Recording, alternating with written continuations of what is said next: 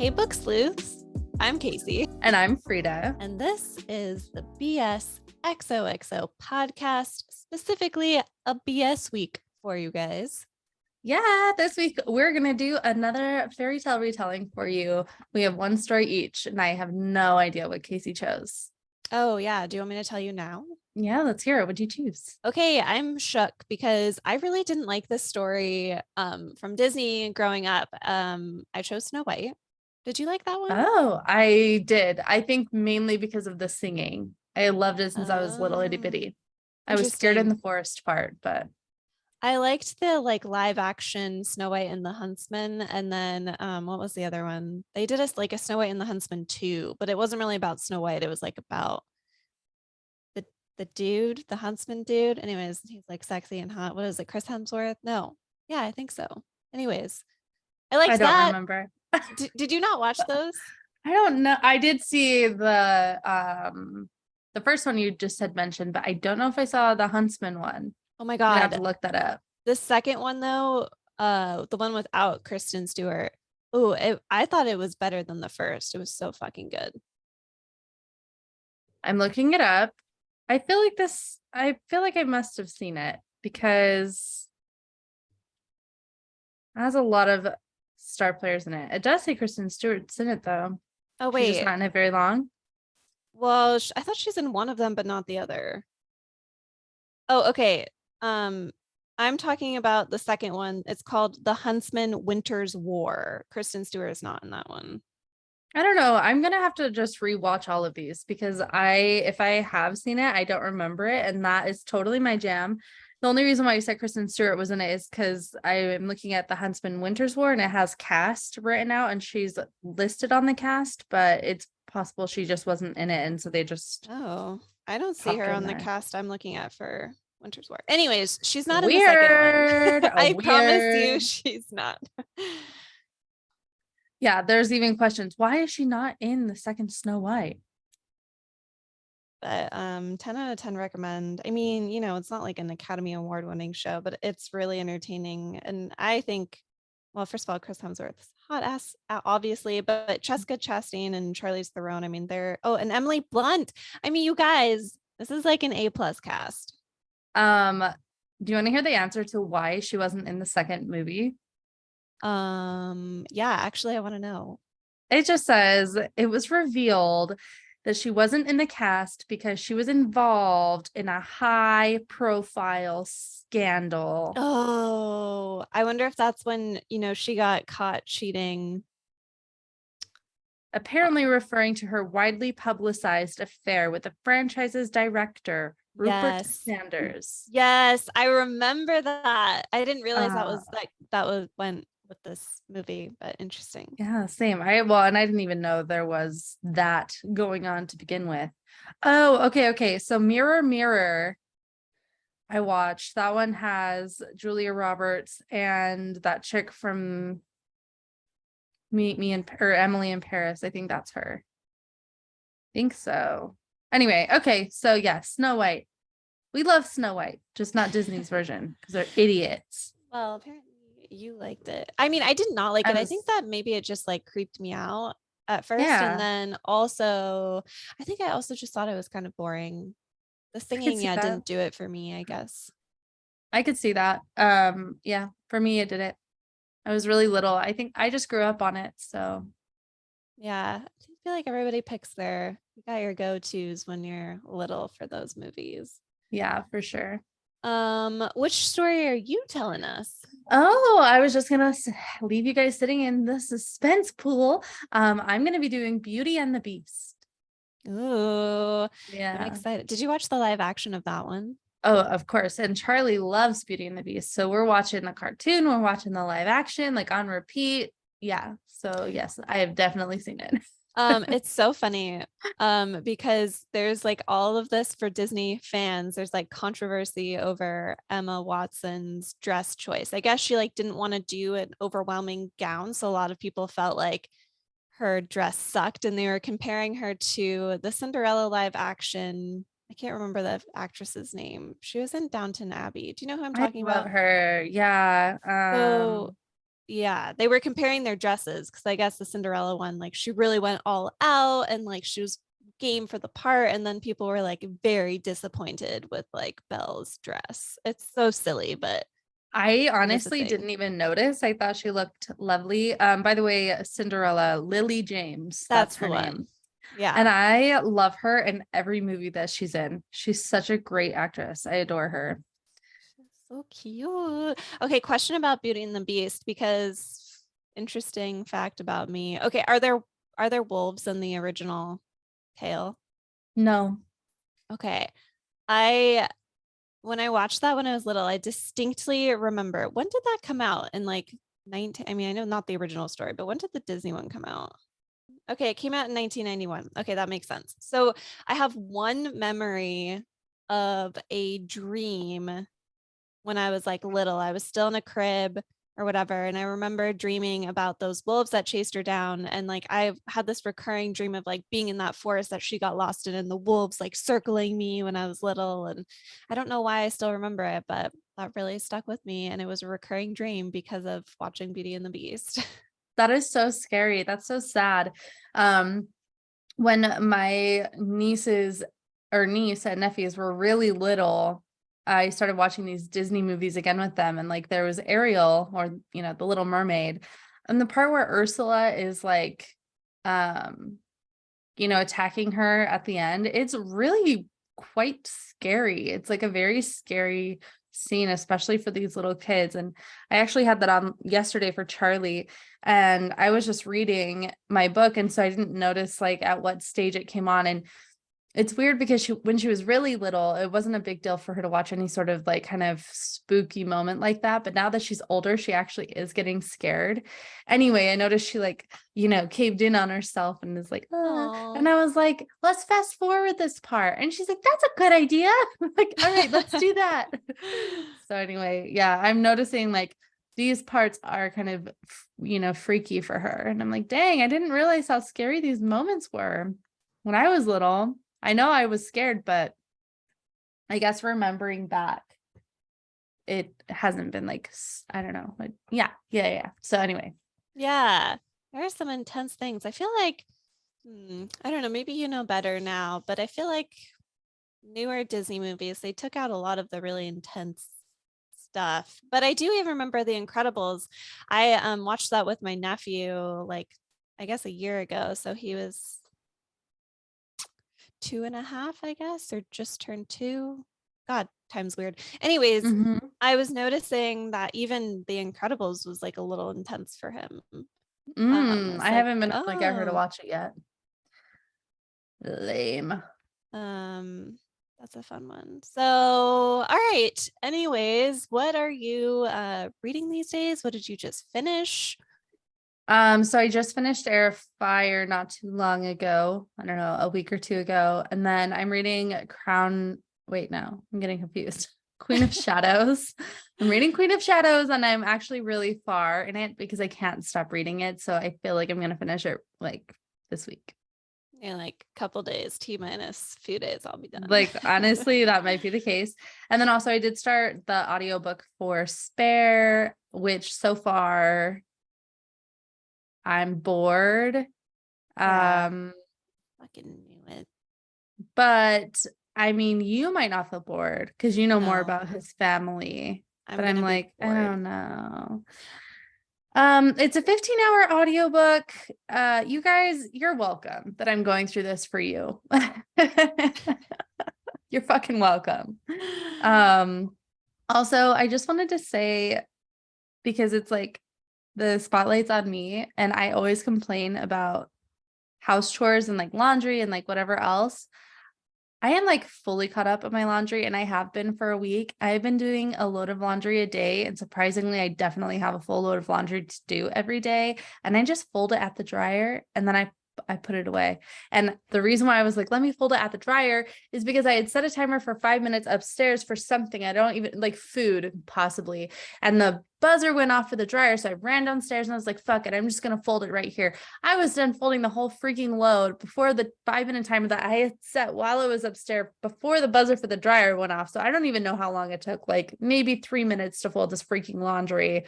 And then I quickly put it away and grabbed the food out or whatever it was. So it's like, I realized that it actually does not take that long. And if I just fold it at the dryer, then I don't risk having it pile up.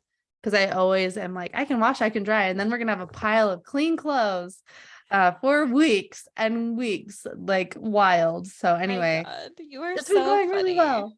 It's You been are going really well. I'm like, I don't know if you made it a single episode, definitely BS episode without talking about laundry. Yeah, because it's been like my whole life's nemesis, but I feel like that is over now. So you guys may never hear about laundry from me again if I keep up on this. So you're welcome. We might be coming to an end. I might be having grown up into an adult, a real one. Laundry is hard, you guys. Okay. Not can't anymore. Not for me. I've cracked Not it. for me. I don't know what's wrong with you. I figured out the code. Anyway, so what are you reading? Laundry. I'm reading laundry. You're like, wait a second. I need to talk about my laundry first. Don't ask me about the books yet. Yeah. Oh, maybe I also thought of this because I listened to the audiobooks as I'm folding it too. Even though it's like a few minutes, like that's when I've been listening to Spare. I've gotten 2 chapters just by doing laundry and like tidying up the kitchen a little bit or making Charlie some food or whatever. So yeah, I was worried it was going to be boring for one reason too, because he is reading it. I mean, he's not an actor or like really an entertainer. So, I mean, I assumed that like maybe his storytelling might not be so good. Um, yeah, I just had a feeling it was going to be dense. So I've been avoiding it. I actually think his storytelling is fine. And it's like we get to hear it's him talking. So you get to hear his inflections and like, we're supposed to meet here. And I'm like, should I have even come? Like, are they going to come? It's pretty cold. Maybe I should have worn something thicker. Maybe I shouldn't have put on this outfit. Wait, they're coming up all steamy. Are we actually going for a jog? Should I have actually changed my clothes? Like, I don't know, just like random stuff like that. And so it's kind of like, it's cool being able to hear his inflection and where he's coming at. It's just that I don't know anything about him. And so when he's talking about being at this like summer vacation, whatever, and his mom's not there because she's off with some other guy, and like, I'm like, cool, I don't know anything about this. So I don't know, maybe it'll get better. And maybe what I need to do is like what you said, like watch The Crown and maybe, I don't know, a few other things just so I can learn a little bit more about them and then maybe care more about this guy. Cause right now I'm like, I don't know anything about you. I don't know if I care about you.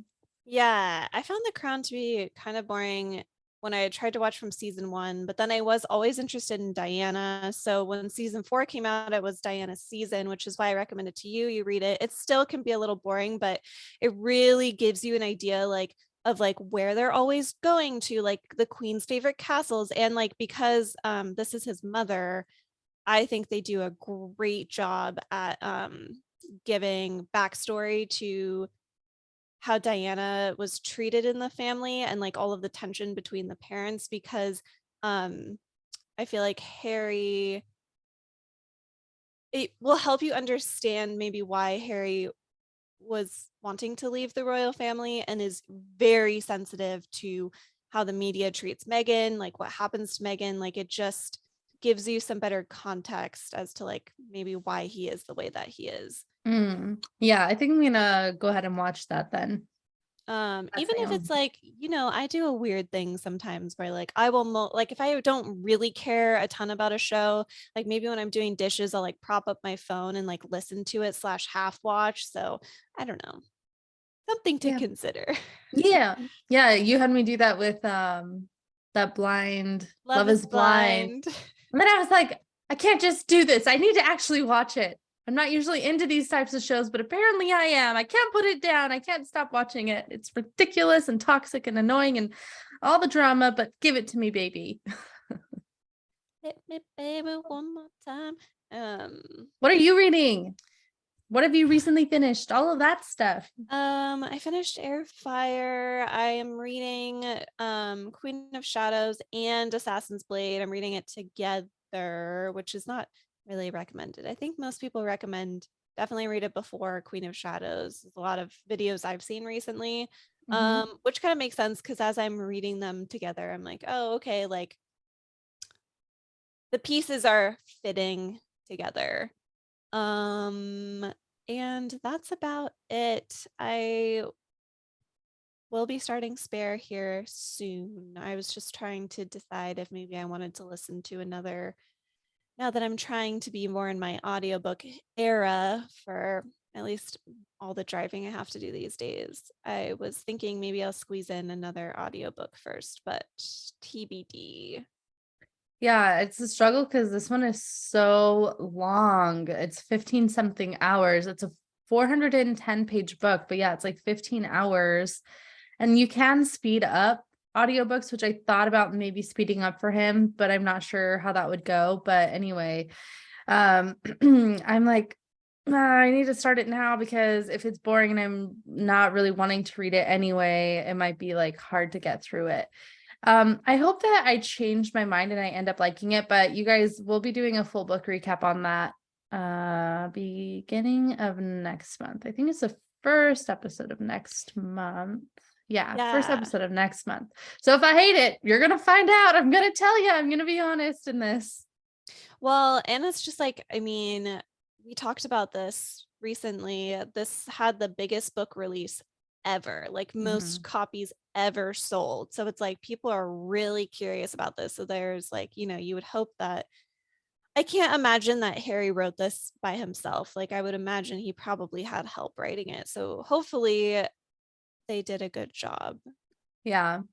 I'm sure like it honestly so far it's not bad. It's just boring. Yeah. Also, I had this image of him sitting on a throne of books because he bought a shit ton all by himself. And that's why it was a record release because he made his own throne. Um, That's funny. so I do think though, while we're on the topic and then we can move forward, but I do think that when we actually do our full book recap on it, we should ask ourselves those questions that we went over in the other episode. We had book tea and it was an like questions we asked in that episode. We should go over those questions again to see if our answers changed because that would be interesting. If I Well, they could get weren't questions. I had just we just discussed the heavy, like, the most talked about moments that came up in the book. So I mean, maybe our yeah. opinions will change, but Yeah, that's what I mean. The question was, what are your thoughts on this? And the answer is, that was so dumb. Oh, it was in the Sarah Goodman Confino episode. Now I remember. oh Uh, yeah, yeah, yeah. anyway, yeah, we should do that. That would be interesting to see if our opinions change or not.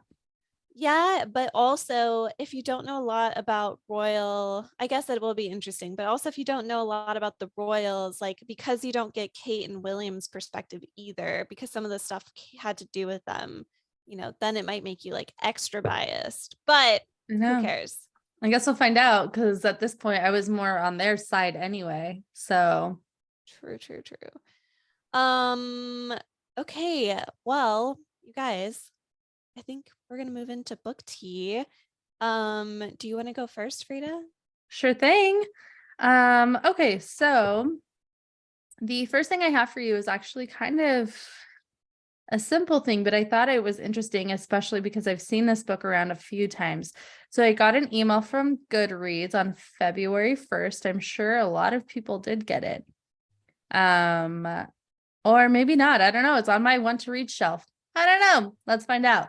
Anyway, so it says that the book Before the Coffee Gets Cold should be read. If there's anything to be read this year, that one should be read. Some of the reviews say hands down 100%, no competition, best book of the decade. Before the Coffee Gets Cold by Toshikazu Kawaguchi lives up to all the Goodreads and TikTok hype. In a small back alley of Tokyo, there is a cafe that has been serving carefully brewed coffee for more than 100 years. The local legend says that this shop offers something else besides coffee, the chance to travel back in time, but only until your coffee gets cold. This charming novel has been known to bring readers to tears and explores the age-old question, what would you change if you could travel back in time?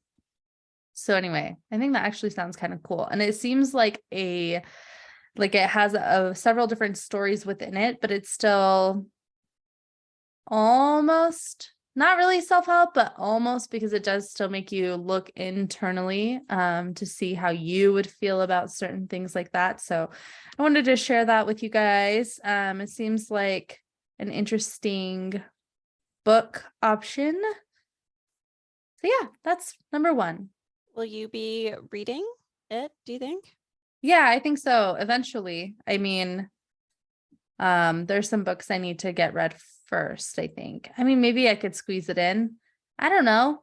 Maybe I can squeeze it in right after I finish Queen of Shadows before I jump back to Zodiac Academy. There you go. Give yourself a little fantasy buffer. Yeah, which is nice to like have a book in between the fantasy lands just because then they don't accidentally get mixed up. Or is it that you need a break between Fantasyland, or is it that you need a buffer between series, or both? Maybe it's just both. Because sometimes it's just nice to not have to like, yeah, having a book that doesn't have more. It's just like, okay, I can like, there's one task ahead of me. It's just this fucking book. That's it. Yeah, I think it just feels good to finish just one book. And then it's probably more of like a in between the series thing. But also, I don't know, like I probably would be fine just jumping straight in, but it would be nice just to feel like I'm reading more. That book's like 210 pages. So Oh, yeah, yeah, yeah. it Easy. would feel good to be like, check, got one done. Accomplished. Yeah. Yeah, because at this point, I think I've only read 2 books this year because I finished, I can't remember what it's called, one Colleen Hoover one, and then Heir of Fire. So I don't like, I really so far have not read that much. I hear ya. Okay, well, my first piece of book tea is related to Jessica Simpson. Last Wednesday, she released a short and true story. I think I saw that it's available on Kindle Unlimited for free. Anyways, it's titled Movie Star. They always say they're single. And the reason why people are freaking the fuck out about it is because she reveals that she had a secret romance with a massive movie star, but she didn't say who it was, but she gave details. And so I think the internet figured it out. And the reason why this was a big deal is because I think he was married at the time. No way, Jessica Simpson. Yeah, so this happened at she recounts a 2001 MTV Music Video Awards, and the hot mystery actor was undressing her with his eyes. Um, this was like right after I think she broke up with Nick Lachey. And she described what he was wearing, which I guess was like t-shirts.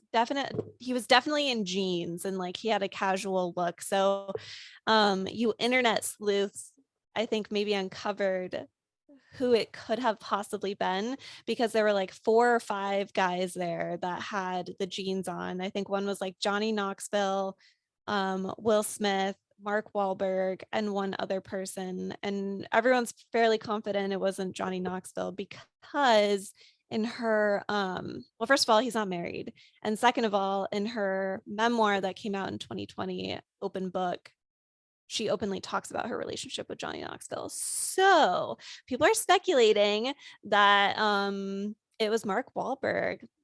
Wow. And was he married then? Yeah, I think he was. I guess let's fact check, when did he get married? I guess that could mean a lot of things. She was with a married man, but when did he get married?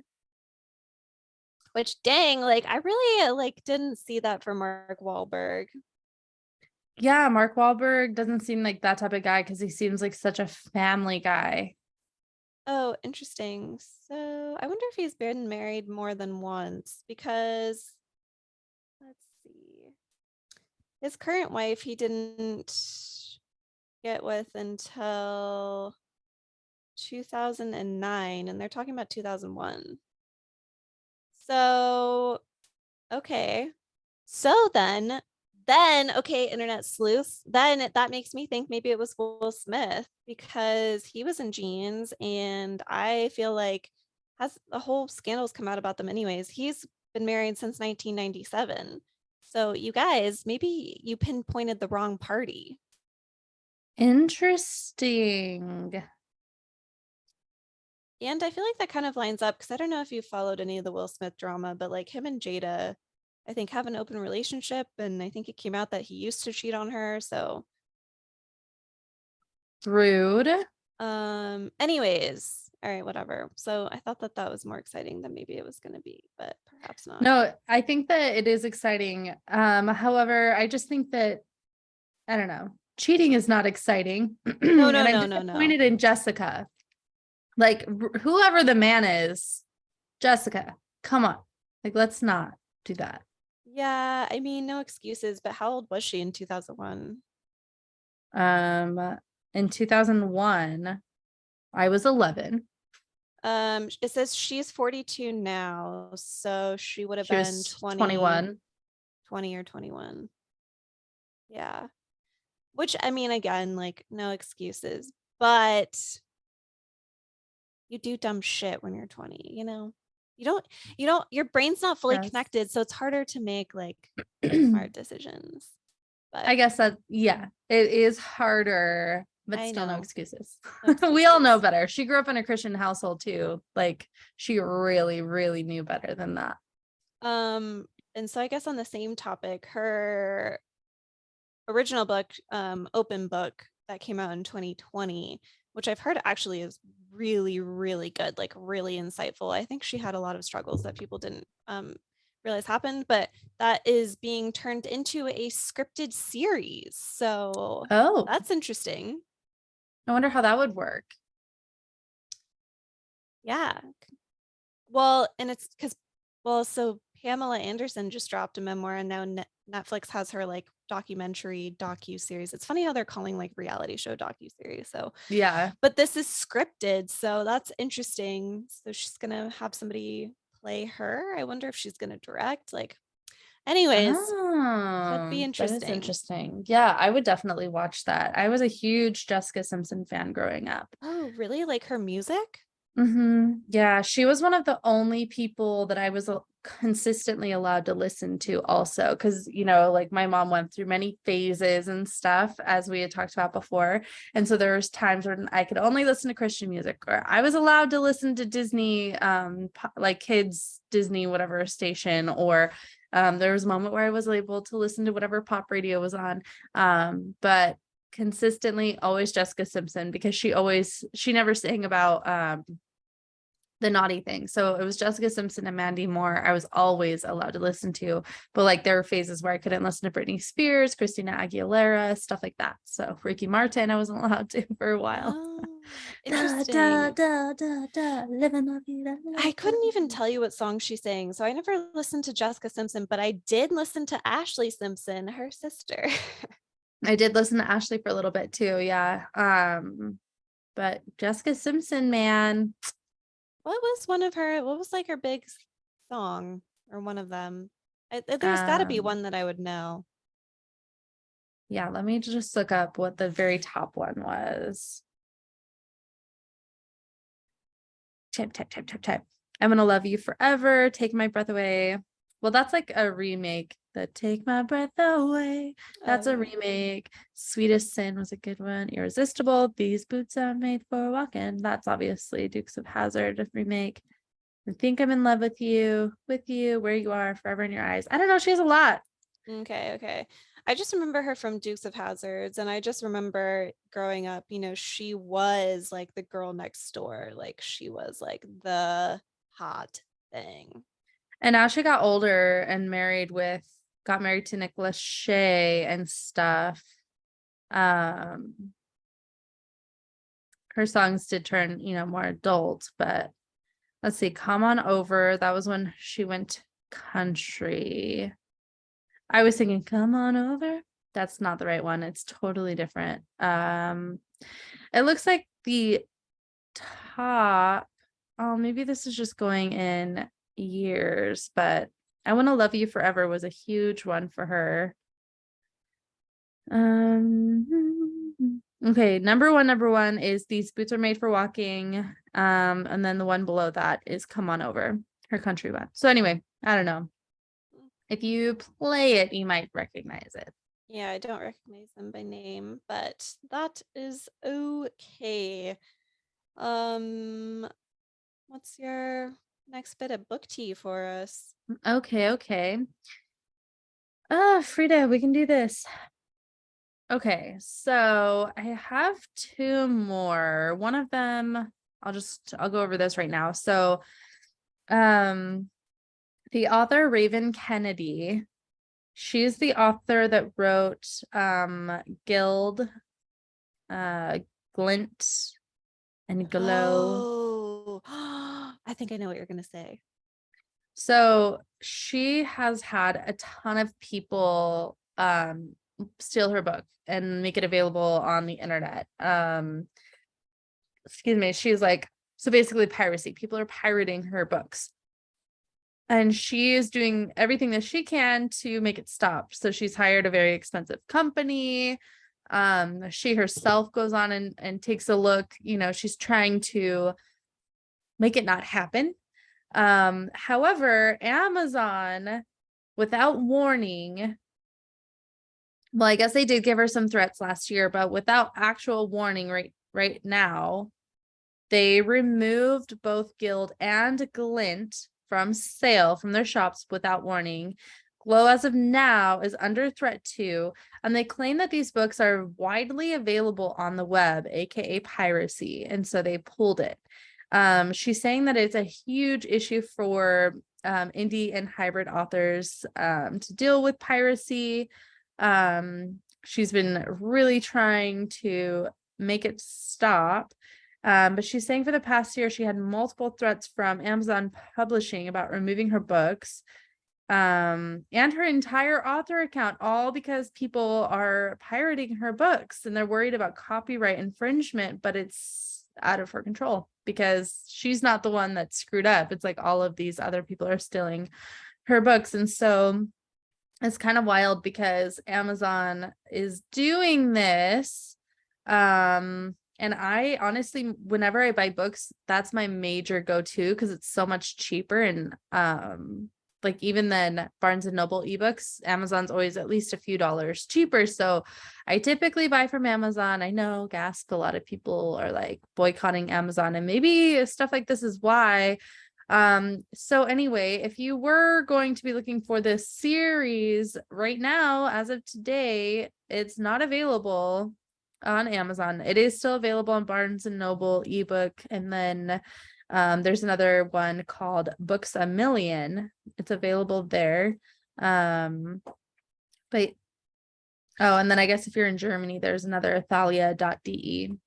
That's So a major bummer because I saw it was recently added to the Kindle Unlimited, and I've seen it all over the interwebs. And so I've been curious about reading it myself. And so when I saw it was on Kindle Unlimited, I was like, oh, cool. Like, I will probably get around to reading this eventually. I saw somebody posted like on her stories, or she posted on her stories that the reason why she keeps getting flagged is because of Amazon like uses AI and bots and stuff to like track this stuff. Because I mean, with the amount of content that they have, like with the amount of authors, people publishing shit, whatever, like they can't have somebody sit there and comb through everything. So they have AI looking for triggers. So like the bots keep getting triggered because so much of it has been pirated. So that's where we're running into the issues, is like using bots and AI to like monitor this stuff. So it's like we need to get somebody on the fucking phone at Amazon and like fix the bot situation. And I mean, people just need to not be assholes and like pay for your fucking books. Like, yeah, and also it's like if you have something that's flagged to a certain extent by a bot, at that point I would imagine you should have a person step in to fix it. Now, one thing that she does say, okay, she says the ironic thing is that the pirates are getting their files from Amazon. So That's an interesting thing. She didn't really go into how that happened, but she also does go on to say that a man, she says, I've always been incredibly thankful for Amazon as an author platform. It has allowed me to build a career doing something I absolutely love and taken me places I never thought I'd go. But the fact that this company threatens and removes books accounts and can take away royalties without warrant is absolutely reprehensible. So, I mean, we found Sarah Goodman Confino from Amazon. She had been on their first reads list, and she grew a lot of popularity through Amazon. Sounds like Raven Kennedy grew a lot of popularity through Amazon. So we do see like there are some good things that have come from Amazon, but this is a flaw that they should probably take a look at and fix. Yeah. Well, and I mean, she to me is like she's gained enough popularity, like it's worth it for them to look into this. I mean, it should be worth it for them to look into it anyways, but regardless, like I mean, she's a major author now and like lots of people have read her books. Like this needs to be dealt with. Amen, sister. Okay. Do you have any other book tea for us? I do, and I'm gonna let you pick because I felt like you're gonna get mad at me if I did two celebrity book news. Okay. So we can either do I have book news about Ashton Kutcher or I have book news about Colleen Hoover. Sorry, Ashton not book Kutcher. news, book tea. Wow, okay. We call it book tea You're like, now. don't say that. Okay, I was gonna do Ashton Kutcher, but then I was like, she's gonna get mad at me. She's gonna be like, Why do you Casey, this isn't celeb stuff. why do you think that I'm gonna get mad at you? Stop. Okay. All right. Well, then we're getting Ashton Kutcher. So, Ashton Kutcher recently, I think it was like last week, there was an Esquire article published like interviewing him, and he talks about, Demi Moore wrote a memoir called Inside Out that came out in 2019, and she talks a lot about him in it. And so in this Esquire interview, apparently he admits that he was fucking pissed about the memoir. So he said that he'd finally gotten to a place where the press had laid off of me and my wife, Mila, and kind of left him and his family alone. And then the next day, like after the memoir came out, the paparazzi, they're at my kid's school. They're harassing him like crazy for comments about Mandy Moore and their relationship that ended, I think like well over a decade ago. I guess in her book, she talks about threesomes that they had together, and she accused him of influencing her relapse. Um, anyways, he said I was Rude. he said I was 26 bearing the responsibility of an 8-year-old, a 10-year-old, and a 12-year-old because Demi Moore had 3 kids already. And he said I loved kids, but blah blah blah blah blah blah. Um, he recounts that like, of course, he felt like a failure because they divorced. Like he's like he failed a marriage that never feels good. And then he goes on to say the thing about Mila that made our relationship accelerate was that I had always admired her talent, her skills, her gifts, no strings attached, stars gushed. I knew she didn't need me, and that she knew I didn't need her. So, anyways, what do you think about that? Like, so do you remember Ashton and Demi dating? No, and I actually was just looking it up to see like what is their age difference. So she's 60, he's 45 right now, and it says they were married Yeah, they were. from 2005 to 2013. So 8 years they were married. I didn't even know that. Um I feel Yeah. bad for him. I mean, it is Um, her story to tell, but I don't know. and here's the interesting thing. I mean, again, like we haven't read this book, but if it's true that she's accusing him of influencing her relapse, which I'm sure he could have been you know, more supportive.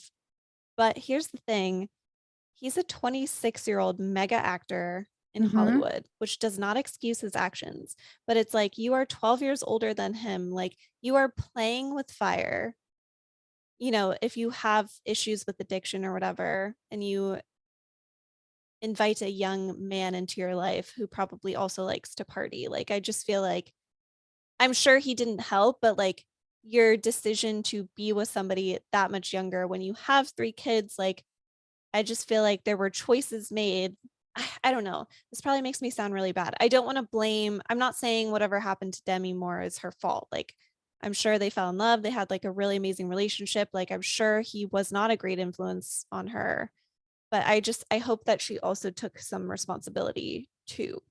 Oh my God. It's 100% her fault, whatever happened, period. End of discussion. He could be sitting right next to her holding a beer and she could be calling that influencing her to drink. Or he could say, hey, do you want a beer? Or hey, you should have a couple of drinks. Like, don't be addicted to it. Just have a couple of drinks. Like, all we don't know what the influence was, and all of those things are influences. But it's just like for me with Jessica Simpson, you're 21, you're having an affair with a married man that you know is married. That's wrong. You're 21. That's wrong. I don't care how old you are. You know better. You're 16. You know better. You have a little bit more of a leash with this because you're 16 kind of thing. But with in this scenario, Ashton Kutcher's 26. He's an adult. She's 46, probably. No, she's probably 40-ish, 41, because she's 15 years older. She's a big adult. She is an adult. She's older than you and me. Like, she's old enough to know. And addiction is hard, but also like you cannot blame somebody else for your own personal addiction. And I know she's saying he influenced it, but I just don't think, like, part of what I've heard from like some people that I know, part of like drug recovery and addiction or alcohol recovery and addiction is accountability and taking responsibility for yourself. And I didn't read the book, but it sounds to me like she's placing blame on Ashton for her relapsing or doing whatever. And I just don't think that's fair. I think that, like, all I know is about dieting. And I know that if I'm dieting and I'm on a special diet, it does make it way harder when I have food in the house that I can't eat that other people are eating. Or like, I went where I would have no alcohol and no pizza. And every night our friends would come over and Cameron and my friends would have beer and pizza and I couldn't. And so it was like really tough. That was a real struggle, but it was still my choice not to have those things, even though it was hard. And they could have just not had it to make it easier, but why should they have to suffer because I'm making a decision also? Yeah, but it depends on what she was addicted to, because I mean, I understand there's like there's real food addiction, but there is something that really does happen chemically with your brain depending on what kind of drugs that you're taking, where like it is a little bit different if it's drugs or alcohol. It does say alcohol and drugs, but it's not saying what type of drug. It's saying though that there was a scary moment when she was rushed to the hospital suffering a seizure at a birthday party that she attended. Oh. So, Moore had smoked synthetic marijuana and inhaled nitrous oxide, also known as whippets. So I totally see what you're saying, but I do think when it comes to like chemical substances, again, like, you are responsible for your actions for sure, but there does reach a point where you end up with symptoms and things like that, that like, it could kill you if like you get off of things the wrong way, or like it triggers things that I do think chemical addiction is different than a diet. Oh, I know that. I wasn't saying that. I'm Oh, just okay, saying okay. I thought that you were saying it was the same. no, not even a little bit. No, Okay, okay. I just wanted to make no, sure we're on the same. We no. don't have to be on the same page, but I was just like, hold on. It sounds to me like you're saying I'm like, I a know everything diet that you're is saying. No, I what I okay. said is that I've never had an addiction to alcohol or Okay, to okay. alcohol or drugs, but I have had addiction to food. And I know in that sense that it's hard. So I know it's way harder with drugs and alcohol, but I have family members that struggle with addiction. And I think for me on the outside, I'm like, I'm over it. And I just am ready for people to just take accountability. So when I see anything like this, I'm like, come on, like, don't do that. You're old enough to know better. Take accountability for yourself. Like, so get yourself out of whatever situation. So for me, maybe it's because I have family that are struggling with it actively. I'm like, I'm done. I'm over it. So I'm like, move on with your life. Stop placing blame. So I don't know if other people feel the way that I feel, or maybe they think I am harsh, but also it's like, it's hard to, I don't know. It's hard for everybody involved when somebody's addicted to something, Yeah, there's a lot especially of when it's players nonstop. involved. Yes. How do you feel about her talking about him in general in her memoir? I think that they were married and it's her memoir. And I mean, it is what it is. I do think it sucks for him because he is a well-known person. But I mean, she's telling her life story. So I don't know. I feel the exact same way. I'm like, it's her story to tell. Like, he decided he wanted to be a celebrity. He decided to get in a relationship with a very high profile person. And I think she gets to tell her story. And I mean, Yeah. I can see why like it would be frustrating. I don't think anybody would like paparazzi showing up at their kid's school. Like, that's really invasive. But she gets to talk about her story. And even if she didn't say his name, which I don't know if she did or didn't, I mean, if she's talking about her marriage, they're going to know who she's talking about. And because we don't know the content of her book, like maybe her talking about her addiction, similar to Jeanette McCurdy, like maybe she's providing helpful things for other people who have struggled too. Yeah. So, Well, and also on that note too, like she's totally allowed to say how she feels about like, him influencing her addiction and stuff. So I probably took it also further than I needed to, where I'm like, take accountability. And maybe she did. I didn't read it. Maybe she did take accountability and she was just saying it was harder because Ashton was influencing, XYZ. And I could see, it's like me when I had a diet and I failed. It's because I was in front of pizza all the time and I ate half a pizza and then stopped dieting after that. So I can understand like when it's in front of your face all the time, it does make it hard. So anyway, I feel bad because here I am like, yeah, it's her life. She should tell it how she wants to tell it. And I'm like, take accountability, you bitch.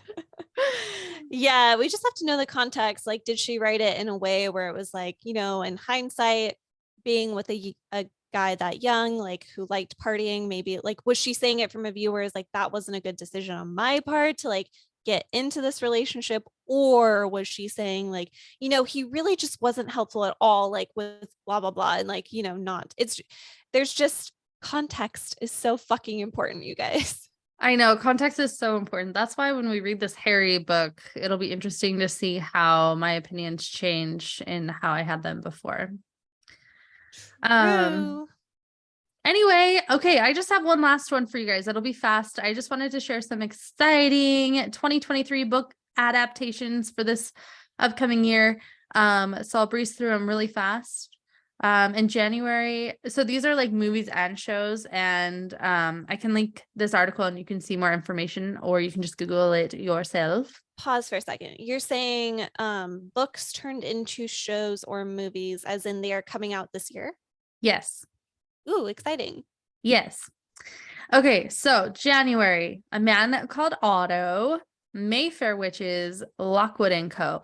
Also, I noticed some of these, they may already have shows out, and so it's just saying like a next season is coming. For example, Bridgerton is on this list. So, Oh, yeah. February, Knock at the Cabin, which I've already seen lots of trailers for this movie that I will not be watching.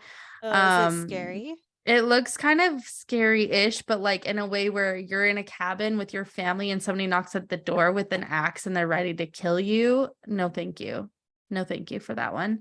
March, we get Daisy Jones and the Six, which Oh, we are wow. going to be reading and recapping for you, which as a matter of fact, looking at our schedule here, we have it coming out March 20th. So we're having our full book recap come out the same month the movie comes out. I had no idea that was already done. I just knew. Wow. Okay, Yeah. wow. Hey, Wow, check look at out our that timing with timing. that. Hey, hey, girl, hey. All right. Also in March, we get Well Mania and also Wool. I haven't heard of either of those. April, Salem's Lot. May, Love Again. June, July, nothing yet. August, The Last Voyage of Demeter. September, A Haunting in Venice. October, Nothing Yet. November, Dune, the second one, which I'm excited for because I liked the first one. I haven't read the books, but the movies I enjoyed. And The Ballad of Songbirds and Snakes. That's a Hunger Games prequel. Oh, right. Yeah. December will be Wonka. Oh, As I'm in Willy? noticing. Yeah, I'm noticing that all of these Willy Wonka movies are removed. I haven't been able to watch them. They were both on Netflix and now I can't find them. And then I went to go rent the new one with Johnny Depp on Amazon and it won't even let me rent it. And I'm like, what the fuck? And now I wonder, is it because they're rolling out a new one? I don't know. That doesn't make any sense. That's weird. I Yeah, maybe mean, that because makes no sense. I bet you could rent the other one. Maybe, but I wanted Charlie to see the new one. Okay, now I have like a last list that I'll read really fast. It's the TBC, so to be confirmed. The dates need to be confirmed, but they're coming out in 2023. Three Women, Bridgerton, The Summer I Turned Pretty, The Last Thing He Told Me. Okay, so those other ones I think are I know for sure Bridgerton and The Summer I Turned Pretty are shows that are already out. The Last Thing He Told Me, that is going to be a suspenseful movie that I look forward to. Lessons in Chemistry, The Three Body Problem, The Nightingale. That's the one I'm like the very most excited about. That's the World War II one that I read earlier last year. Super good book. Red, White, and Royal Blue, The Power, and finally The Fall of the House of Usher. And that is all. Did you watch The Summer I Turned Pretty? I started it, but I just couldn't super get into it. I think I'm too old now. I Yeah, don't know. that was a book. I did watch it. I like it wasn't a sit down and like actually watch. It was like more like background. Mhm. It was cute, but eh. Well, I am really excited for these movies. Some of them have pictures up already and they look so good. I've been like really needing a good movie because I swear to God, so many of them have not been good. So I'm hoping for some nice stuff. All right. Do you want to share your last one or should we move on to the fairy tales? No, I don't have any more. So it's fairy tale time. How about you go first? All right, I am going to go first. So we are going to go back in time to the 1800s. So just really quick, I want to give you a little bit of background. So there was a version of Snow White called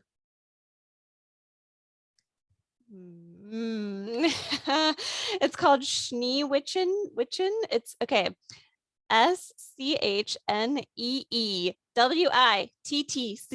Schneewittchen. Hello. Really long fucking word. Um, anyways, the original tale, there was like a version of this, like from England, Ireland, and Wales called Schneewitchen, or I guess that means this must be like Gaelic. I don't know. You guys, I'm dumb. Okay.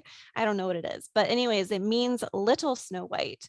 So this version was like around for who knows, like maybe this was just a story that's been passed down for a long time.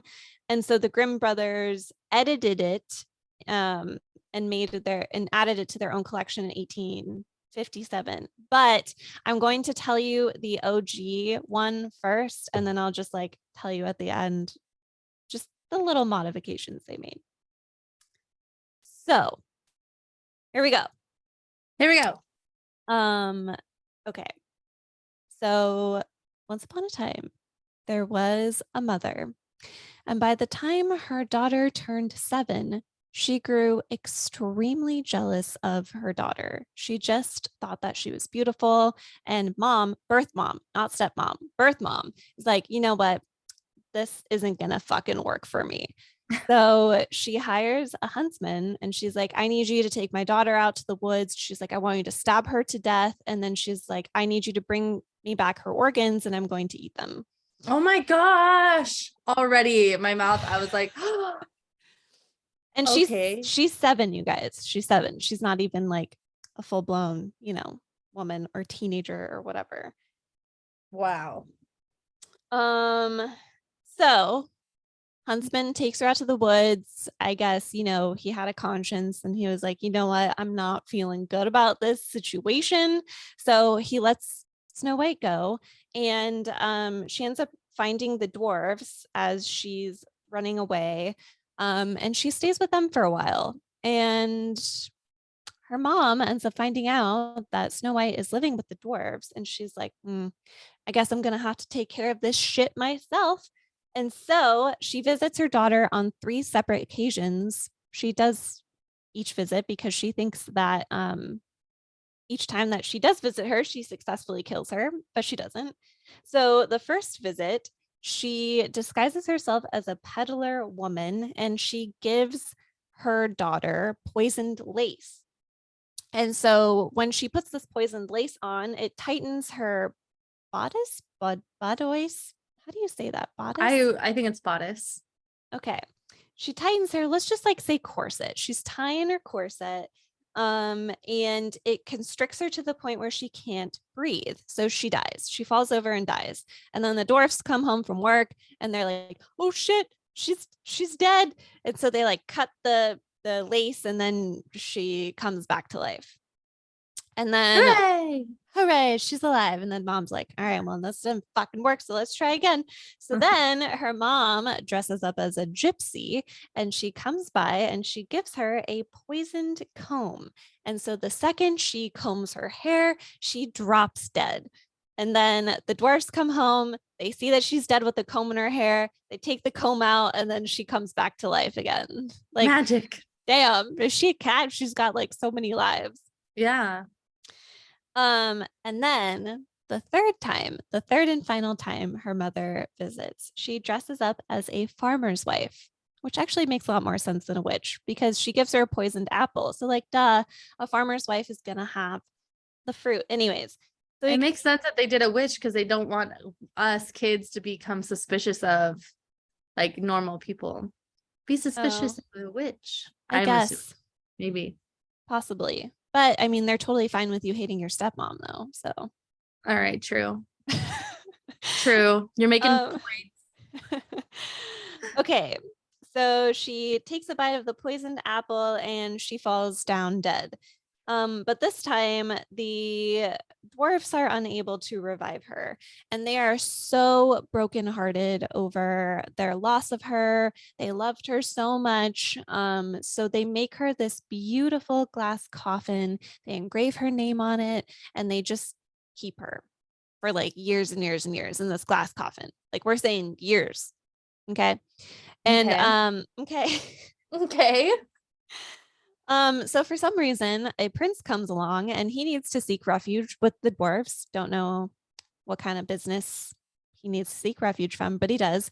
And so he comes inside and he looks at the glass coffin and he's like very curious about it. And he asks the dwarfs about it and they tell him the story of what happened to Snow White. And then he says immediately he fell in love with her. And he says, I have to buy this woman from you. What in the world? I need to buy this dead woman from you. I'm in love with her. So at first the dwarfs are like, no, you can't have her. Like we love her and you can't have her, whatever. Anyways, the prince eventually gets what he wants. And so he buys dead Snow White and he has the servants. It's so twisted, but it just, okay. He buys Snow White and he has his servants carry the glass coffin back to his castle and he needs to spend every moment with her. So the servants are having to move her from room to room to room to room so that he can spend time with his love Snow White dead in the coffin. And one of the days, one of the servants gets fucking tired of moving this dead bitch around. He's like, I'm tired of this shit. And so he opens the coffin, he slaps her face, and the apple flies out of her mouth. Oh my God. And she's revived now as a slightly older young woman. And she immediately falls in love with the prince. Okay, but she wants to get revenge on her mother. So they invite her mother to their wedding, and the mom does not know that she's alive. The mom assumes she's dead. Her mom is shooketh. She sees her daughter. She's like, oh, fuck, I'm shook. Shit, she's alive. She's beautiful. And her punishment is they like heat up these slippers over hot coals until they're red hot, and they make her mother wear them, and her mother has to dance herself to death. The end. Ew, holy cow. Also, what's funny is the apple was in her mouth the whole time. And I don't know if you already said it, but if you did, I missed it. And if they remove the bodice or bodice and then they remove the comb, why the fuck didn't they remove the apple? Yeah, how come that it says they couldn't revive her? Why? Yeah, we want facts. Maybe the dwarves were just like, they were like, well, witch is gonna come back again, and then we're gonna have to deal with something else. So like, Yeah. Gosh, that's funny. That's a good retelling. Okay, so where did the Brother Grimm then? Where did they differ? Okay, so If you wanted to go over that still. No, yeah, I do. So they ended up changing mom to a stepmom, so that's where that came from. It said that they got a lot of like at that time, motherhood was considered really sacred, so they pushed them to not use mother as the figure. But it's funny because for a lot of people, a stepmom is their mom. So, anyways, I don't think it's that much better. Actually, it could be worse. So, yeah, changed her to stepmom. They made Snow White a hair older, so she's not 7. And the prince stuff didn't get a chance to get so creepy because the servants dropped they dropped her coffin en route to the castle, and then the apple fell out of her mouth. And once that happens, so they don't invite her stepmother to the wedding. Somehow the magic mirror, after she awakens, is triggered and lets Queenie know, there's a new beauty in the land. Halt, alert, there's a hot girl, you need to be alerted. hot girl alert. So those are the differences. And like, so did the dwarves use something to preserve her body? Like, I mean, if we're saying they had her for years and Prince comes around and is like, damn, I'm in love with her, like, is she not decaying? Like, what's happening here? Yeah, I guess not. I mean, it sounds like she was alive the whole time and she was aging too. So I don't know. Maybe somebody didn't think that far into it. Or it said that she, became a young woman when she was away. So was she growing while she was dead, or like she was dead and she's this dead 7-year-old, and then when the servant he's like, bitch, slaps her in the face. Does that trigger her to grow up a little bit? I don't know. This is fucking weird, you guys. Facts are that she was probably 10 because they said years and years that she was with the dwarf. So I'm gonna just age jump her a little bit. But then how long was she dead in the coffin for before the prince came? So how old was she when she awoketh? Yeah, exact. Well, yeah. So exactly how many years are we talking? Let's just hope. It's just our standards were different. Yeah. So it's like either when the prince fell in love with her, okay, would nobody be like suspicious or freaked out if they kept a glass coffin and like the body is getting bigger and bigger and like changing? Like, or did Prince come by and like, she magically ages over time after she's revived, and Prince falls in love with a 7-year-old? Like this whole story is whack. It's just fucked up, you guys. That's fucked up. I definitely think that Disney did a better job at this. They were like, these are some issues that we're seeing. We definitely want to grab the essence. Let's make it different. A lot of these themes aren't going to fly. So yeah. They're like, an apple was still in her mouth. Like, come on, that one was obvious. Let's make it a kiss instead. I just thought it was so funny that frustrated servants like, bitch slapped the apple. I'm done with you. What? Obviously, that's not how it was written back in the 1800s. He wasn't saying bitch slap, but that's what it sounded like to me. That's exactly what it was. They were the inventor of the bitch slap. The bitch smack. This is where it came from. Um, Okay. It's my turn. Are you ready to hear about Beauty and the Beast? Hit me. Is that what they called it? It was like some other French name that I don't even.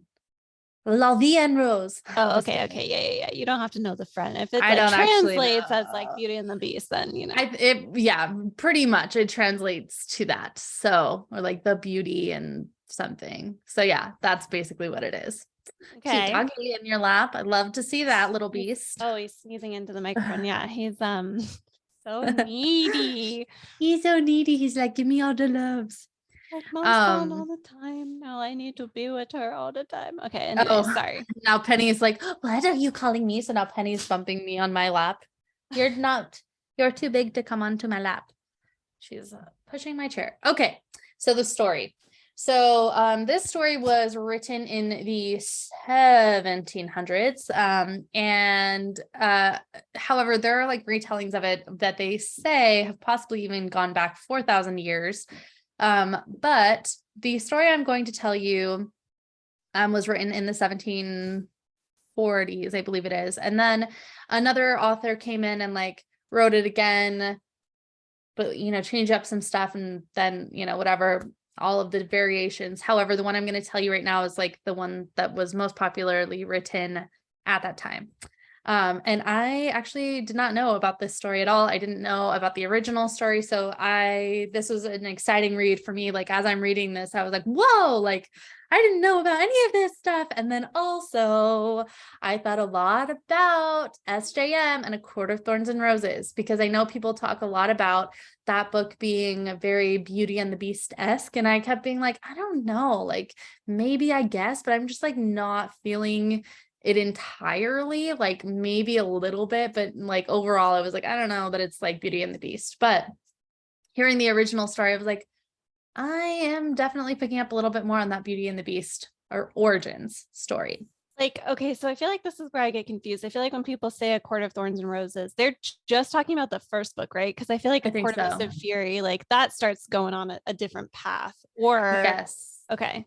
Yeah, I think it really is just the first book that they're talking about, because also I've seen online where they talk about like various other books take on a different story. And so some people are like, I knew immediately that this was going to happen because of this other story that I could tell it was based off of. So, which I don't know anything about those other stories. So for me, I didn't know what was going to happen. There was no moment where I was like, ooh, I know what's going to happen. Not really. So the story goes. All right, so there was a man, widowed, and he had 12 kids. They lived in a mansion. There were 6 boys and 6 girls. All of the kids were so beautiful. Beautiful, handsome, gorgeous, all of the things. The youngest child was the most beautiful, and they named her the Beauty. And she went on her life being called Beauty. Not only was she so much more beautiful than her sisters, she was also learned. She was very smart. She was witty. She was funny. She was kind. She was loving, all of these wonderful traits, whereas her sisters were like spoiled. Well, her dad was a merchant, and he had all of these ships at sea with a bunch of stuff, and there was a storm, and they were all ruined, damaged, lost at sea. And then they were penniless. Does it sound familiar yet? Rich people, merchants, ships at sea. Anyway, so they had to move into a small town Spoiled in the older sister. Sorry, couldn't help myself. yeah. Oh, please help yourself. So they live in the forest, and now they have to work for a living. And all of the sisters are like grossed out about it, and everybody else is working. And in fact, Beauty decides to just say, to hell with it, I'm gonna work too, like I'm gonna do this, I'm gonna make the best of this. Anyway, because she's doing this, her sisters actually just think that she's dumb, that she's moronic, that she's stupid, like that maybe she actually isn't as smart as people think she is, because obviously she's not upset about the circumstance, so she must be mentally unwell. And so they go on to treat her as if she is mentally unwell. And many years go by, they're living this way. And all of a sudden her father gets word that one of his ships made it to land. And so he's so excited. He's going to go to the ship and like, gather his money from whatever he earns from the ship being there. The 5 other sisters are so excited. They're begging dad to bring back like clothes and jewels and all these things because they think that they have their wealth back. And the dad's like, okay, beauty, what is it that you want? And she's like, no. I don't want anything. Just come home safe and sound. Don't bring me anything. And he was like, I have to bring you something. Let me bring you something. And she says, okay, bring me a rose. Just one rose.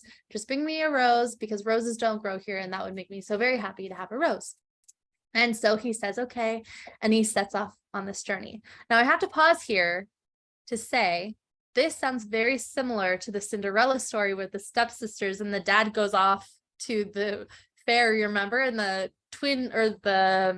stepsisters are like, bring us back all of these gorgeous things. And Cinderella's like, nothing, daddy, just come back. And he's like, no, I need to get you something. And she says, bring me back to the first branch that brushes your shoulder on your way home. So this Beauty and the Beast was already, I was like, oh, this is Cinderella-esque, which is cool. Kind of interesting.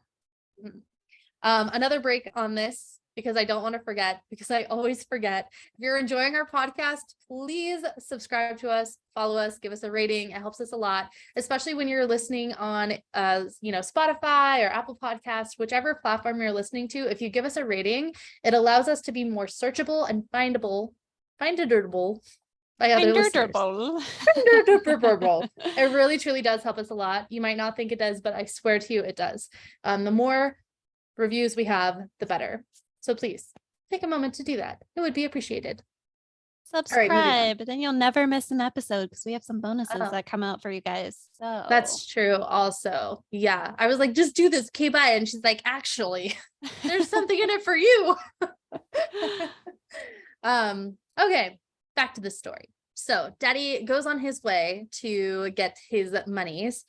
He gets to the ship and he finds that he just didn't get anything because he had so many debts that they were like, sorry, we're actually going to take this merchandise and any money that you made from it and pay off your debts. So at least you don't have any more debts. Good for you for that. So he actually was coming home with no gifts, no money, nothing.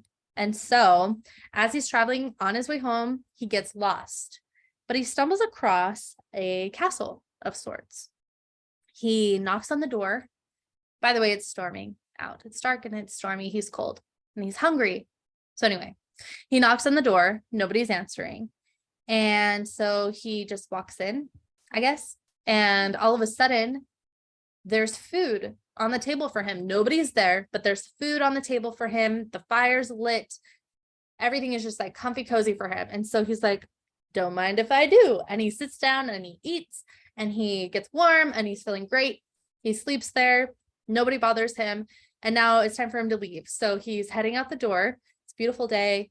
And he sees that there's this beautiful rose garden. And so he says, I couldn't get my other girls their gems and their jewels, but I could get Beauty her rose. So he goes through the garden. He finds the most beautiful rose that he could possibly find, and he cuts it. And then he goes to cut he goes to cut more to make a bouquet, and all of a sudden a beast jumps out and is like, roar, I'm angry because you're stealing my roses. This is what he said verbatim. You are a bully. So he says, in like an angry beastie voice, like, how dare you? I was so hospitable to you and here you are stealing from me. And I have to pause here to also say, interestingly, in the story, they don't actually describe what the beast looks like. They just say he's a beast, he's grotesque, but they don't describe what the beast looks like at all. We have no idea. So like when Disney drew the beast, they just came up with whatever they wanted to come up with. And there was no like backstory, because I feel like in Beauty and the Beast, it starts with like, we get to see why he became it. But in the original telling, it was just like, nope, no backstory. I'm Beastie Boy. Not yet. There is a backstory, but not yet. Okay. Wait, so any magical teapots? No. Okay. Bummer. It's really sad. I know. No, Mr. Little Cup. Was that his name? No, Chip. No, Little Chip. Little Chip. Or Mrs. Potts. Or Cogsworth. Or Loom. Oh, yeah. None of those guys. Lumiere. Yeah. It is a French story, though. So that's at least true to it. So it is in France. The author was from France. Like it was a French. Anyway, okay, moving on. So Beast is pissed. He's like, you're stealing from me. I was so hospitable. I fed you. I made you warm. I gave you clean clothes. Like, what the fuck is wrong with you, you jerk? And so the man says, listen, Gina, listen. My daughter, this is what happened. He just tells him the whole story. He tells him what I just told you. And he's like, my daughter really wants this rose. And the Beast is like, well, okay, you can go give her the rose. However, if I let you leave, you must send one of your children in your stead. They have to live here with me forever. They're not allowed to leave. And you have to tell them what they're in for. You can't lie to them. You have to tell them what you did and that they have to come back here to take your place. And they have to know about it. You can't lie to them at all. Like they have to 100% be aware of what's happening. And the dad's like, all right, cool. Yeah, I'll do that. Jeez, what a He's bad like, dad. I know. And so the Beast sends him on his way. And he sends him with like a magical horse or something like that. And he goes home. And he tells the kids what happened, everything that happened. And the sons are like, no, let's kill the Beast. And, you know, like, let's fight him and whatever. And the girls are like, no, we shouldn't have to suffer. This is Belle's, or not Belle. This is Beauty's fault because she's the one that wanted the rose. So it's her fault, that little brat. And so the dad's like, well, it's up to you, Beauty. And Beauty's like, I will go save my family. No wars. It's fine. I'll go in your stead. And so then they hop onto this magical horse and they go back to the Beast. And guess what is happening now at this castle? A big fucking party. There's a big party happening for her and the Beast with fireworks with their initials entwined. I don't fucking know. It escalated. Yeah, shit escalated. There's like, you know, music and there's food, and it wasn't clear if there were guests. It seems like maybe not, but it was like a whole thing. So there's a party happening. And the next day, the dad leaves on the horse, and the Beast gives the dad tons and tons of like jewels and dresses and gold and like all of these wonderful things. He leaves. Their family ends up living in like a super big, nice mansion again. They're like wealthy. They're living the life. So again, very reminiscent of A Court of Thorns and Roses. So they're like living their best life. And Belle is not Belle, motherfucker. Her name is Beauty. Wait, okay. In your defense, doesn't Belle in French mean beauty? So, I mean, you're not wrong. Oh, hey Siri. I don't know. I really couldn't tell you. I think you can call her Belle because if it's a French story and that's her name. Is that actually the definition? Belle means a beautiful girl or woman. Cute. Okay, well. Maybe that's not a French word though. Oh, is the word Belle French? Yeah, it's French. Also, you could do like translate the word beauty to French and like. Oh yeah. Good idea. Okay, beauty in French. Oh wait. I guess maybe not. Wait, what is? Anyways, okay, go on. Just go stick with beauty. I'm confusing. We're gonna go with beauty. Belle does mean a beautiful woman in French, but beauty specifically, if her name is Beauty, it might be something else. Yeah, we're gonna have to. Somebody let us know because Casey's incapable of Googling apparently. Like she's really dropping the ball. It's really embarrassing for I think all of us. Who's gonna subscribe to us now? Just kidding. This is the Bully Your Friends podcast. Bully me. Well, I found it's just, yeah. Okay. So Belle means beautiful in French, apparently. And I feel like that could work. Allegedly, this is how you say beauty in French. Did you hear that? No. It sounds like booty. Booty. So, whatever. I'm like, hello? Speak louder. Anyways, go on. Okay, where did we leave off? Dad. Okay. they're living the life. Okay, so Beauty is also living the life. She has everything that she ever possibly wants. Everything that she wants, she has. She's living this lavish, luxurious life.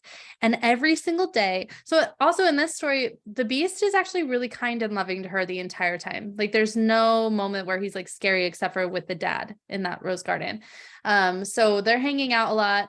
In the story, it says that he was more into stupidity than what was the word they used? Brutality. Anyway, I looked up the word stupidity because I'm like, that like it doesn't really go, and it was written so long ago. Stupidity actually means also like humor. It means being witty. It means like intellect, basically. So instead of like he's more of a bookish type person. He likes to talk, he likes to read, stuff like that. So anyway, he's not a brute. So anyway, every single night he's asking her to marry him, and every single night she says no. So every night he says, will you marry me? No. Will you marry me? Halt. No. I will not. Anyway, all of a sudden she starts having this dream of a prince, a very, very, very handsome prince. And she is now convinced that the prince is real, and that the Beast somehow has him locked up in his castle somewhere. And a fairy came and like told her, like, don't be deceived by the looks, whatever. But even with that, she's still like, he has somebody locked up.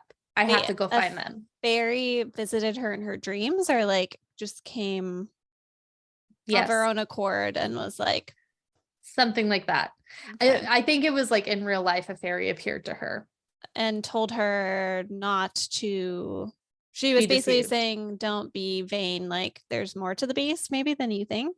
Is it a warning like that? Okay. Something like that. But it was like very vague, like don't be deceived by looks or something. I don't know. Anyway, so Beauty, motherfucker. Okay, we decided it was fine. She ends up wandering the castle, opening all of these doors. And actually, as she's opening these doors, she's finding all of these really cool enchanted rooms. There are all of these very like tropical and unique creatures that she had never seen before. There's a room with the magical mirror where she can watch the theater. There's I don't know, there's like a lot of different magical rooms. But she never finds the prince. Wait, is that like first version of television magical mirror? OMG. Wow. Yes. Obviously. The author from 1740 had created the television before even realizing it. Mm-hmm. What a treat. Let Netflix the mirror. Not a funny joke. All right, go on. I just need a brief intermission to remember the next part of this story. What happens next? Okay. Now I remember what happens next. Okay. So she's not finding the prince. She's dreaming about him every night. The Beast is asking her to marry him every night, and she's still like, no. Anyway, she starts feeling like really, really homesick, even though she's living this super lavish life. She just feels very, very homesick. And the Beast tells her that she can go home for 2 weeks, and 2 weeks only. It might have been 2 months. Can't fact check myself. I left my laptop upstairs, but it was 2 of something. 2 weeks or 2 months. But no more. Like she has to come home once that time is up. And so he gives her a magical ring. She twists it 3 times around her finger, and then she gets to magically appear home. And so she does that. She magically appears. Her sisters are like, OMG, wow, she just appeared. And they're kind of like, whoa. Oh, she's like really fucking beautiful. And they must have forgotten how beautiful she was, because all of a sudden, like after they were excited that she was home, they started feeling really, really jealous of her again. And they were having suitors to get married, and they were worried that she was going to steal them. And she's like, no, I have no interest in that. And she's giving them all of these wonderful gifts. And the dad's like, well, if your sisters are getting married, you should marry the Beast. And then the sons again are like, don't go home, like or don't go back to the Beast, stay here, whatever. She was going to go back sooner and she was like, no, I guess I'll just stay a little longer. So she ends up staying, I think it was 2 weeks now that I think about it, but again, it doesn't matter. Anyway, so she stays a little bit longer, but not past her actual like required timeline. But she starts feeling like really distraught, and she has these imaginings of the beast being all alone and dying. And she realizes how much she actually loves the beast and she wants to go home to the beast. And so she immediately goes home to the beast and she can't find him in the castle. And so she goes looking for him and she finds him almost dead in a cave, laying there all by himself. And she hurries and she rushes to get him water from the stream. She revives him. And then she says, yes, I'll marry you. Like, let's get married. I love you. And so they end up getting married.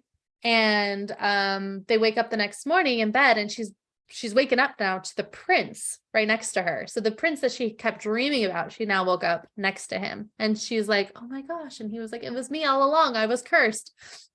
And so now all of a sudden, this queen is riding into town. I know this is like a kind of a long story and it's totally different from. Well, I just had to wrap my head around. He didn't turn into a beast until after their night, after their wedding. So she had to basically have sex with Beastie Boy. She was banging the beast and then and then she the wakes next up morning next to someone else. Is she not? Like, I would freak out and be like, there are lots of things that are concerning about this, actually. which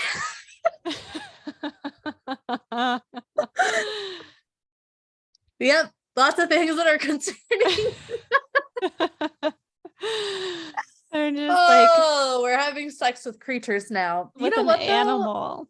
People, I haven't actually read any books like this, but I swear like there are these books that girls keep going on about on Instagram where they're talking about like sex with beasts or like aliens or like all of these beastly monstery creatures. Oh. And so it actually might not be taboo for a lot of people. Oh, that's going to be a no for me, guys. It's just animals. I don't know. It's a no for me, 100% no. Yeah. The only way that those books would work for me is if I just pretended that that was not what they looked like, which is easy for me to do. I tend to just ignore what authors say sometimes. Yeah. And it's like, what do they mean by beast? Like, I feel like even in Throne of Glass, sometimes Aelin like talks about Rowan being like kind of more like an animal, but like he doesn't look like a furry beast. You know what I mean? Yeah. But he has cane. But I mean, this dude, yeah. Right. But we don't even know what beast looks like. So, you know, maybe they didn't describe it. A Rowan. Maybe he's just like a really scary, ugly looking man. We need more details. All right, moving on. So a queen is now coming to the castle and she has these white deer that are her little things. So not horses. But they're pulling her carriage. Yeah, they're pulling her carriage. She pulls up and she sees her son. He's a prince. And she was like, hold on a second. You married this girl, but she doesn't even have any royalty or like any, like she's not high-blooded or what is that word? Highborn or highborn. Yeah, she's not highborn and you married her. Like, what the fuck are you thinking, you idiot? And the fairy appears and says, hold on, listen up. It's okay because her father is your brother and her mom is my sister. Her father is your brother? I think you might have, did you go muted? I did. Sorry. Oh, okay. No, that's okay. What was your question? Wait, you said her, say that again. Let's puzzle. Okay, puzzle it back out. Timeline. Her queen. Okay. So the fairy says to the queen, Beauty's father is your brother and her mother was my sister. So the queen, they're related. Yeah. No, this gets worse. And so then the queen says, oh, okay, cool. Then we're good. We can move forward because she's of high blood. So also not only is the dad like this wealthy merchant, he was also royalty, I guess, or maybe not. I don't know. Maybe the queen married into it, but her mom was a fairy. What the fuck? I don't know. Okay, there's just a lot to be said about this story that I don't understand, but that is what how the story is going. So then the queen says, okay, that's fine. We can move forward. What happened? Like, what happened here? How did my son become a beast? Whatever. And so what happened was the queen's husband had died and there was a big war going on. She had to retaliate. So to keep her son safe, she sent him to this castle or manor, or whatever it is, to be watched over by an evil fairy. When he became of age, the evil fairy was trying to seduce him and he rejected her. And so she turned him into a beast and said, you don't get to become a human man again until you have a true love's kiss. And then he did, and Beauty and him lived happily ever after. The end. Wow. Okay, so Gaston never entered the chat. Nope. No Gaston. No Gaston. No fighting. Interesting. Okay. Wow. So this was a pretty mild version. Disney, I feel like, even ramped it up and made it scarier than it really was originally. Yeah, and I wonder if it had to do with the incest in the end. I mean, they could have changed that up though. They could have like said she was high blood in a different way. So they were first cousins, I guess.